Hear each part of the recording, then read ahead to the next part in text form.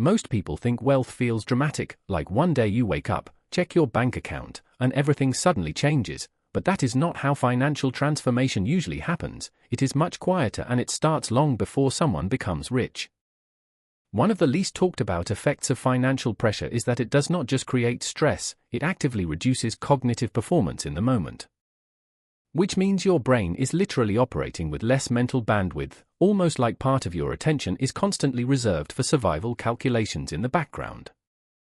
And what is even more interesting, it is not only extreme poverty that causes this effect. Even moderate financial uncertainty can trigger what researchers describe as scarcity thinking, where your attention becomes narrowly focused on immediate problems and everything outside that horizon feels less relevant or harder to process.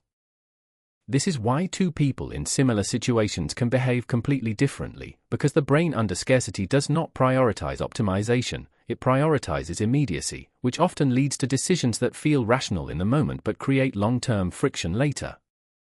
And here is something most people never notice: financial stress does not just make people anxious about money, it increases mental simulation of worst-case scenarios, so even when nothing is happening, the brain is spending energy running background threat models all day. That constant background processing is one of the reasons why people with no financial buffer often feel tired even when their day was not physically demanding, because a significant part of their mental energy is already consumed by invisible calculations and avoidance thinking. For many people, the first real shift does not come from becoming wealthy, it comes from building even a small buffer that reduces the frequency of these mental spikes, not eliminating problems, but lowering the emotional intensity of each unexpected event. And this is where something subtle changes in behavior, because when the brain is no longer in constant emergency scanning mode, it begins to regain what psychologists sometimes call cognitive slack, which is essentially unused mental capacity that allows for clearer thinking and better decisions. Without that slack, even simple decisions feel heavier than they should, and interestingly, studies in behavioral economics show that people under financial pressure tend to overvalue small immediate costs, meaning a minor expense can feel disproportionately significant in their emotional experience. That is why someone with low savings might overthink a small purchase for days, not because the amount is objectively large, but because the brain is treating every financial action as potentially relevant to survival stability. And this also explains another hidden pattern: people under financial strain often become extremely short-term focused, sometimes thinking in cycles of only a few days or weeks, which is not a personality flaw but a direct adaptation to perceived uncertainty. What is rarely discussed is that this short-term focus also reduces creativity, because long-term thinking and creative problem-solving require mental space that is not available when the brain is constantly optimizing for immediate stability. This is also the reason why the early phase of building savings feels so discouraging, because progress exists mathematically but not psychologically. The brain expects visible change in lifestyle or comfort, and when that does not happen, it interprets the process as stagnation even if momentum is actually building underneath. And this is where a first financial buffer becomes important, not because it changes everything externally, but because it changes the internal error rate of thinking, meaning fewer impulsive reactions and fewer emotionally driven financial decisions. Something else that is rarely mentioned is that financial stability does not suddenly remove anxiety, instead it changes the pattern of anxiety, from constant low-level tension into fewer, more manageable spikes, which feels completely different subjectively even if the external situation is not perfect. At the same time, there is another psychological shift that begins to appear. People stop reacting to money events as emergencies and start categorizing them as problems that can be handled over time, which is a massive change in how decisions are framed. And here is an interesting paradox: decision fatigue often decreases more from reduced uncertainty than from increased income, meaning that stability itself has a stronger psychological impact than raw earnings growth in many cases.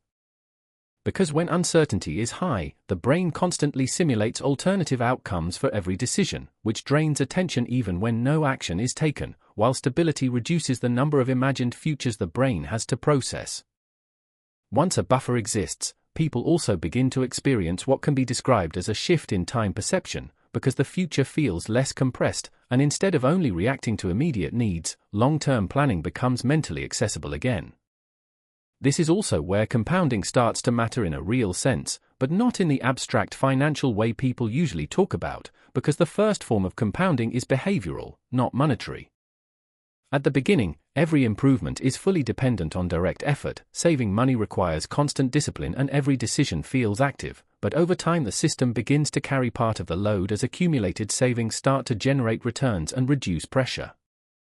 And something even more important happens here that most people miss completely. Once the system becomes slightly stable, consistency becomes easier, not because motivation increases, but because psychological resistance decreases. However, this is also the point where many people accidentally reverse their progress through lifestyle inflation, not through one large decision, but through many small incremental upgrades that individually feel justified but collectively remove the margin that was created. What makes this especially dangerous is that the brain adapts extremely quickly to new income levels, which means increased spending quickly becomes the new baseline and the psychological benefit of earlier savings disappears without people noticing.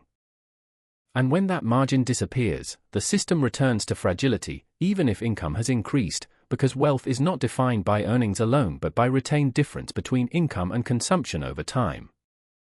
This is why two individuals with identical salaries can experience completely different realities. One feels constantly constrained while the other builds optionality, and the difference is not effort in the moment but accumulated structure over time. Once optionality exists, another layer of change appears that is often overlooked, which is that confidence itself begins to compound, because people no longer interpret setbacks as catastrophic failures but as temporary deviations that can be corrected. This reduces fear-based decision-making, and when fear decreases, people naturally shift attention away from low-level financial details and toward higher leverage decisions such as skills, career direction, environment, and long-term opportunities. And over time, this shift changes everything about how life is organized, because instead of optimizing for survival, decisions start optimizing for trajectory, and trajectory is what actually determines long-term outcomes. There is also a hidden effect here that most people only recognize later, which is that financial stability changes the emotional weight of uncertainty, because uncertainty still exists, but it no longer dominates every decision. Eventually, the system reaches a point where life feels less fragile, not because problems disappear, but because problems no longer threaten total collapse, and that distinction is what allows consistency to emerge. And consistency is the real engine behind long-term wealth creation, far more than any single investment decision or income increase, because steady behavior over time compounds in ways that feel invisible in the short term but become powerful over years. And for most people, that turning point is not dramatic or visible from the outside. It is quiet, it is internal, and it often happens the first time they realize that an unexpected expense no longer changes the direction of their life. That moment is not about luxury or status, it is about stability, and stability is what finally allows the future to become something you build instead of something you survive. Disclaimer. The content provided on this channel is for informational, educational, and entertainment purposes only and does not constitute financial, investment, legal, or tax advice. All opinions, analyses, and statements expressed are based on personal experience, personal research, and publicly available information and are subject to change without notice. No guarantee is made regarding the accuracy, completeness, or reliability of any information presented. Investing in stocks, cryptocurrencies, ETFs, or any other financial instruments involves substantial risk and may result in the partial or complete loss of capital. Past performance does not guarantee future results. Nothing on this channel should be interpreted as a recommendation, solicitation, or endorsement to buy or sell any securities or financial products. All investment decisions are made solely at your own risk and responsibility. Viewers should conduct their own independent research and consult with a licensed financial advisor, tax professional, or legal advisor before making any financial decisions. The creator of this channel assumes no liability for any financial losses, damages, or other consequences arising directly or indirectly from the use of the information provided in this content.